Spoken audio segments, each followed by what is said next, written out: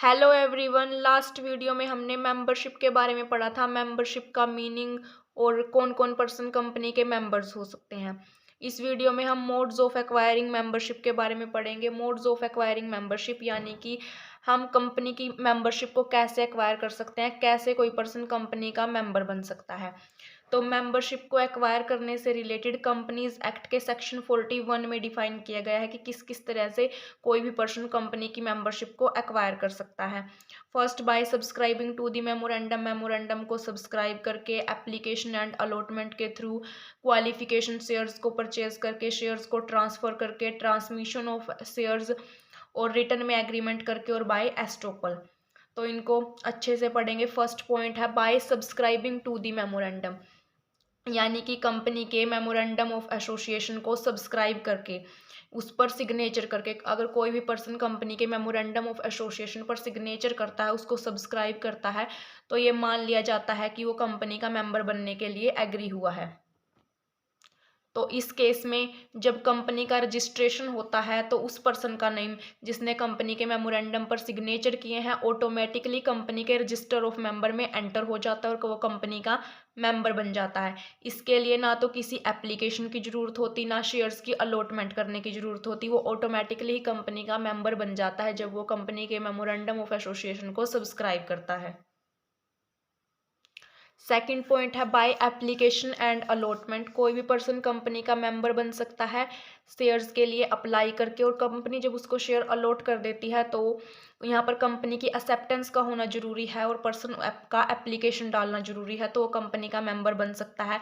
Proposal to buy shares and acceptance is necessary. यहाँ पर shares को बाय करने के लिए उस पर्सन का प्रपोजल डालना, एप्लीकेशन डालना जरूरी है, और कंपनी के द्वारा उसकी एक्सेप्टेंस का होना जरूरी है, तभी वो कंपनी का मेंबर बन सकता है। यहाँ पर दो चीजें इंपॉर्टेंट है, एक तो रिटर्न एग्रीमेंट होना, कंपनी के शेयर्स को बाय करने के लिए वो पर्सन रिटर्न एग्रीमेंट करेगा और उसका नेम कंपनी के रजिस्टर ऑफ मेंबर में एंटर होगा।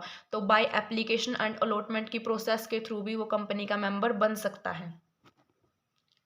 By purchase of qualification share. कोई भी पर्सन कंपनी का डायरेक्टर अपॉइंट होने से पहले, पब्लिक कंपनी का डायरेक्टर अपॉइंट होने से पहले, वो या तो क्वालिफिकेशन शेयर्स के बारे में पे करेगा या फिर क्वालिफिकेशन शेयर के लिए सिग्नेचर करेगा।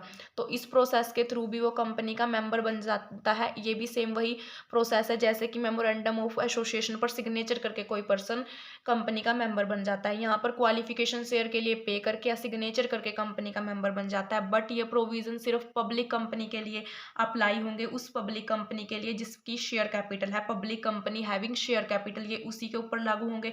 कोई भी कंपनी जिसकी शेयर कैपिटल नहीं है या कोई प्राइवेट कंपनी है, वहां पर ये सब लागू नहीं होगा। By transfer of share.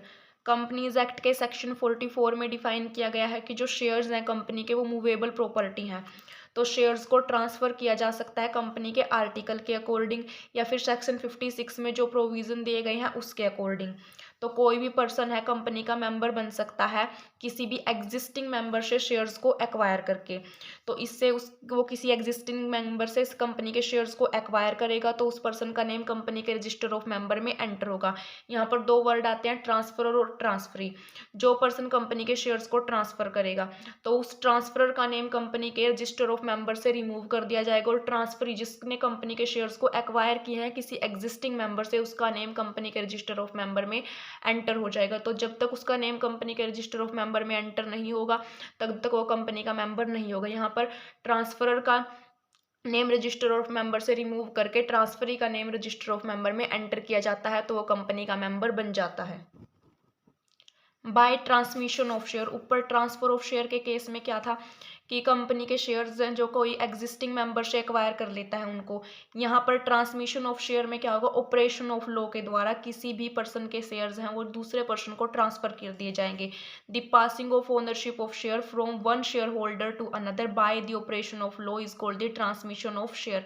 यहाँ पर ऑपरेशन ऑफ लॉ के द्वारा ट्रांसमिशन हो जाता है, ट्रांसफर नहीं होता, ये ट्रांसमिशन होता है। तो इस केस में क्या होगा, अगर किसी मेंबर की डेथ हो गई तो उसके लीगल रिप्रेजेंटेटिव को शेयर्स ट्रांसफर किए जाएंगे। इंसॉल्वेंसी के केस में ऑफिशियल रिसीवर या असाइनी को, इंसेंटी के केस में उसके एडमिनिस्ट्रेटर को। तो ये सब पर्सन इन पर्सन के प्लेस पे ये सब पर्सन कंपनी के मेंबर बन जाएंगे।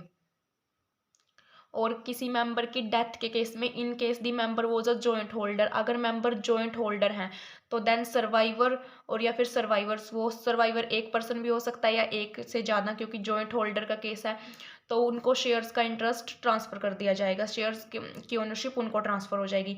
इन केस अगर मेंबर है वो सोल होल्डर है तो देन उसके नॉमिनी को या नॉमिनीज़ को, और अगर उनका कोई नॉमिनी नहीं है तो उस केस में लीगल रिप्रेजेंटेटिव को ट्रांसफ़र कर दिए जाएंगे। बाय एग्रीमेंट इन रिटर्न, अगर कोई पर्सन चाहता है कि वो कंपनी के शेयर्स को एक्वायर करना चाहता है और उसका नेम कंपनी के रजिस्टर में ऑफ मेंबर में एंटर हो, तो भी वो कंपनी का मेंबर बन सकता है, बट इसके लिए रिटर्न एग्रीमेंट का होना जरूरी है। यहाँ पर दो कंडीशन है जो फुलफिल करनी जरूरी है। Written agreement to take the shares को लेने के लिए रिटर्न एग्रीमेंट होना जरूरी है। Person name to appear on the register of member, उस पर्सन का नेम कंपनी के रजिस्टर ऑफ मेंबर में एंटर होना जरूरी है। अगर रिटर्न एग्रीमेंट होगा और कंपनी के रजिस्टर ऑफ मेंबर में उस पर्सन का नेम एंटर होगा तभी वो कंपनी का मेंबर बन सकता है। बाय एस्टोपल, अगर किसी पर्सन का नेम इम्प्रॉपरली कंपनी के रजिस्टर ऑफ मेंबर में एंटर हो जाए और वो मेंबर के सारे राइट्स ले रहा है उस टाइम, जैसे कि कंपनी की मीटिंग को अटेंड कर रहा है, डिविडेंड को एक्सेप्ट कर रहा है, और उसने कोई भी ऐसा स्टेप नहीं लिया अपने नेम को रिमूव करने के लिए कंपनी के रजिस्टर ऑफ मेंबर से, जबकि वो इम्प्रॉपरली एंटर हुआ है कंपनी के रजिस्टर ऑफ मेंबर से, तो कंपनी उसको स्टॉप करेगी। ये डिनाई नहीं कर सकता कि वो मेंबर नहीं है कंपनी का, क्योंकि वो सारे राइट्स एज अ मेंबर, सारे राइट्स वो ले रहा है, अटेंड कर रहा है मीटिंग को, डिविडेंड को एक्सेप्ट कर रहा है, तो बाद में वो इससे डिनाई नहीं कर सकता है कि वो कंपनी का मेंबर नहीं है। तो वहाँ पर उसकी लाइबिलिटी भी होगी और वो कंपनी के बाकी सब मेंबर की तरह वो भी कंपनी के लिए लाइबल होगा।